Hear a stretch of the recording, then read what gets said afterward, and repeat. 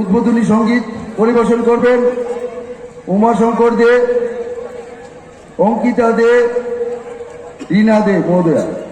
রাজনৈতিক দলগুলোর মধ্যে যারা আগে সরকার পরিচালনা করত তারা ভাবছে হয়তো বিজেপির কাছে আর লোকজন ওদের মিটিং ডাকলে তারা যাবে না, মুখ দেবে না, এই জাতীয় কিছু অপপ্রচার চালিয়ে যাচ্ছে।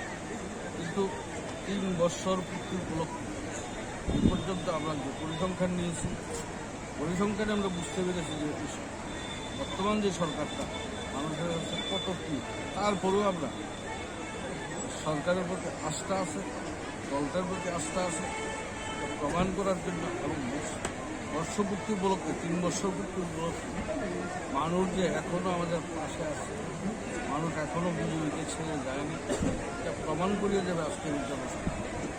বিশেষ করে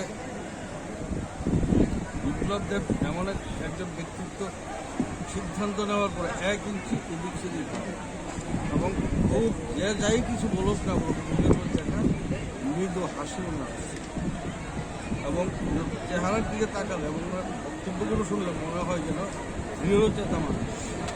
এবং রাজনীতিতে এমন দৃঢ়চেতা মানুষ না হলে রাজনীতিতে সফল হবে। আমরা কিছু কিছু প্রতিশ্রুতি দিয়েছিলাম নির্বাচনের আগে, কিছু কিছু আমরা পালনও করেছি।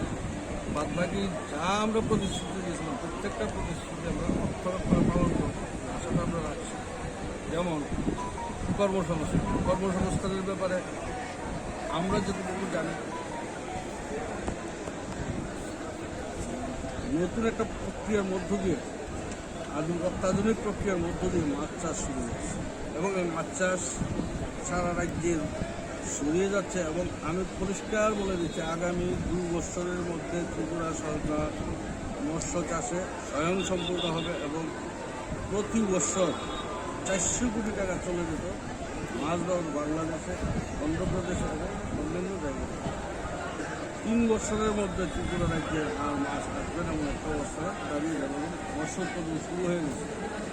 পাশাপাশি কৃষকদেরকে এমনভাবে সাহায্য এবং সহযোগিতার হাত বাড়িয়ে দিয়েছে, কৃষকরাও কিন্তু এই সরকারের প্রতি অত্যন্ত সহানুভূতিশীল। আমরা চাই যা বলেছিলাম আমরা এখন পুরোপুরি দিতে পারি না, এখনও পুরো নিগমে কিছু কিছু জায়গা আছে যেখানে আমরা গরিব মানুষের মানুষ এখনও সাহায্য করতে পারছি। পরবর্তী সময়ে বেশি নির্বাচন হওয়ার পরে ভোটটা আমাদের হাতে আসবে, পুরো নিগমটাও আমাদের হাতে আসবে, তখন মানুষকে আমরা সাহায্য করতে পারবো, সহযোগিতা করতে পারবো এবং প্রতিশ্রুতি অনুযায়ী মানুষগুলোকে আমরা তাদের পাশে দাঁড়াতে এবং আমরা চাই সরকার দীর্ঘস্থায়ী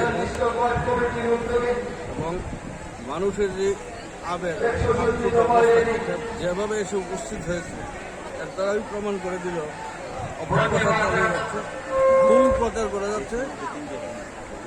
মানুষ কিন্তু এখনও বিজেপি দলের পাশে আছে, প্রমাণ কিন্তু